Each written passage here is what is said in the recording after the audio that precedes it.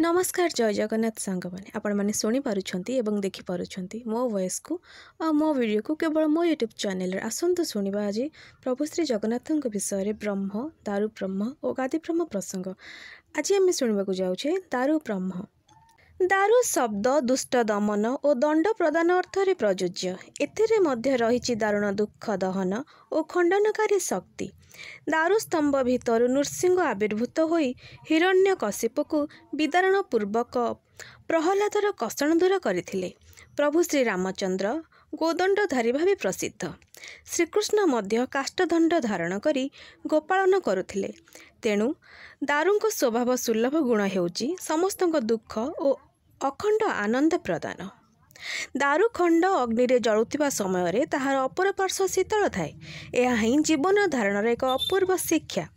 मानवर प्रखरता और शीतलता समान रहिले ही ताहा अपरर कल्याण साधन करिपारे।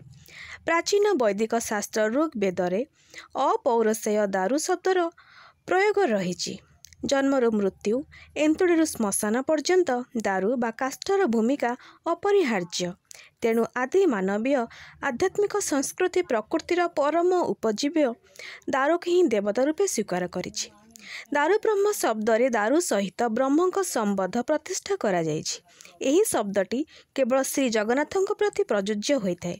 एठारे दारु मध्यरे ब्रह्ममय सत्ता विद्यमान थिबारु दारु ब्रह्म ही चिरंतन ब्रह्म बोली प्रतिपादन करा जाइछि। सर्वप्राचीन ब्रह्म पुराण रे दारु रूप रे जगन्नाथ आविर्भाव संपर्क रे उल्लेख अछि। पूर्णानंदमय ब्रह्म दारु व्याज शरीर ध्रुक। एणु प्राचीन उत्कल रे दारु मूर्ति रे ब्रह्म उपासना को आर्य संस्कृति रे मध्य ग्रहण करा जाई अछि।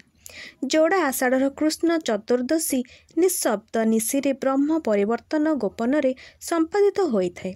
दारु देवतांक नाभि कमल रे ब्रह्म वस्तु स्थानित हेबा परे ठाकुर नव कलेबर प्राप्त हुअन्ति। तांको दारु ब्रह्म नाम रे सार्थकता आसे। अव्यक्त रूप रे श्री जगन्नाथଙ୍କ स्वरूप साकार और निराकार हुए। तेबे प्राणमुक्त बा रसयुक्त दारु रे ही केवल विग्रह गठन करा जाए। शुष्क दारु रे एहा करा जाए नहीं, कारण भूपदी रे प्राणर बा आत्मार उपासना ही हेउची दारु ब्रह्मर उपासना।